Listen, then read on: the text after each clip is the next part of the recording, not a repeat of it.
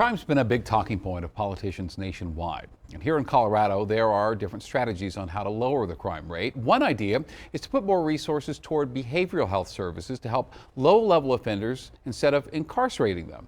With that, here's Denver 7 political reporter Megan Lopez. Busy doesn't even begin to describe Mary McKenzie's day. We just had to close down referrals. Mary is a behavioral health navigator for the mental health diversion program in Boulder County. Rather, she's the only dedicated navigator for that program. And between her 36 rotating clients, she's always busy. I'm with them from the time of intake until the time of discharge after 6 months. Mary's part of a pilot program in the county prompted by a 2018 law to try to reach low-level offenders early in the arrest process. So they don't have to make a plea, they don't get sentenced. They're just diverted out of the system into community treatment. Using diversion rather than a court division to get them help. The faster we can kind of treat and recognize, then hopefully we don't see people getting deeper and deeper into the systems. So far, Boulder says it's had a 91% success rate and some significant stories. We had one man who had over 100 arrests in 2019. We were able to divert him into mental health diversion, and we were really happy to see that in 2020, he only had one arrest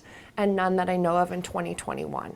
He's now housed and stabilized. So this session, a bipartisan group of lawmakers is working to make that pilot program permanent. As part of the intake process in the jail, the bill provides that they are to be assessed. So this bill is designed to provide treatment rather than punishment. But there are challenges. A report released last year on the program found 8, like mental health provider shortages. If I don't have facilities or programs or people to staff those programs, it's not going to be as successful as it could be. Parts of the report also called the program all carrot and no stick. We don't threaten to file the charges later, but we do expect that they are going to work with us. The downside is that there's some people that might not come back. So some defendants could get away without treatment or punishment. Still, it's not just a carte blanche pretrial diversion program. Offenders have to qualify. Supporters insist this program is a different approach after so many years of taking the same tactic. If we can get people back on the right track, stabilized on their behavioral health issues, we're going to see less crime from them in the future. Megan Lopez, Denver 7. The bill passed its first committee last month. It heads to the Senate Appropriations next. State lawmakers want to make sure new Colorado families have one less thing to worry about. Today, Governor Polis and several state lawmakers revealed their plan for free universal pre-K. House Bill 1295 would create the Department of Early Childhood. It would oversee the universal preschool program. Families would get 10 free hours of preschool per week. If all goes according to plan, the 2023-2024 school year will be the first year of enrollment. The bill's first committee hearing is this Thursday. Coloradans voted to fund universal pre-K in 2020. Pending President Biden's signature, Camp Amache in southeastern Colorado will be designated as a National Historic Site. The Amache site was used as an internment camp for Japanese Americans during World War II. The House passed a bill to designate the site during a voice vote yesterday, and the president is expected to sign it.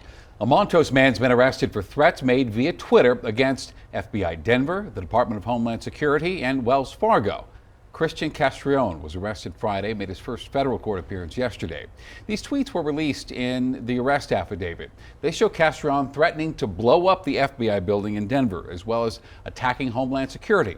A tweet also shows making threats against the Department of Human Services in Colorado. Now, he is set for another hearing again in federal court on Thursday. U.S. House Representative Diana DeGette is calling on the federal government to audit recently approved permits for the Suncor refinery in Commerce City. Dozens of permits were approved by the EPA, calling for, quote, minor modifications under the Federal Clean Air Act. But DeGette says those should be modifications that are considered major. If so, the plant would be forced to take a series of additional steps to reduce the amount of pollution it emits. All right, we have a traffic alert for your morning commute tomorrow morning. Eastbound I-70 will be rerouted between Steel Street and Colorado Boulevard. This is part of the Central 70 project. This map shows how it will be routed. Now, the red area in the middle, that's the new work zone where crews will install new toll express lanes. Construction of all this is expected to be complete January of 2023. CDOT has received $13.5 million on behalf of the town of Snowmass Village.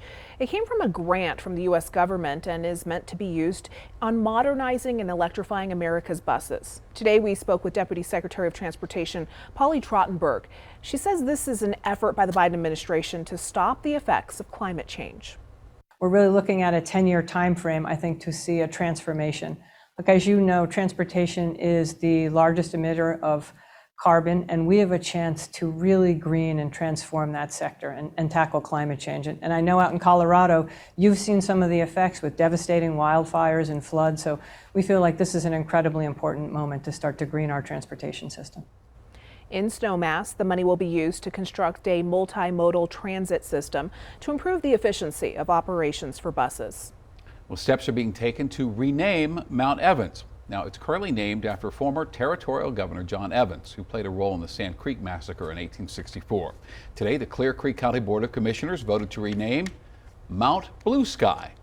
Now, the Arapaho were known as the Blue Sky people. The Cheyenne have a ceremony each year called Blue Sky. The Colorado Geographic Naming Advisory Board will decide on this next, and then the governor and the U.S. Board of Geographic Names will have to approve as well. Warm and dry today, but there's a snowstorm on the way as early as tomorrow night. He dedicated his life to our country. This World War II vet is now getting the recognition he deserves. We don't want him to die without having ever felt that he was appreciated for the sacrifices that he made.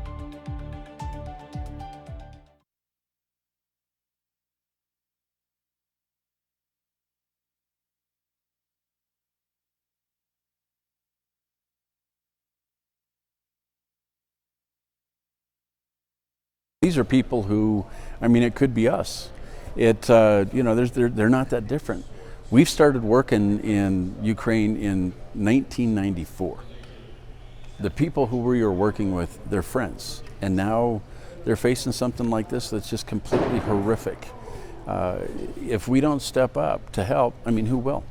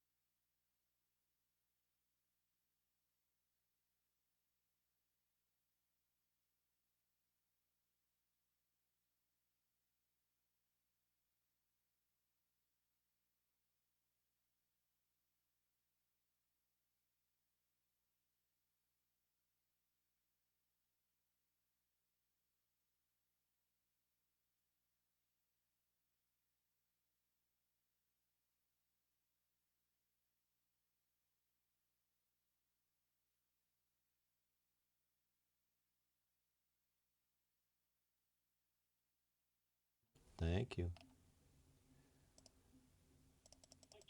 Hey, Matt, 12345, 12345.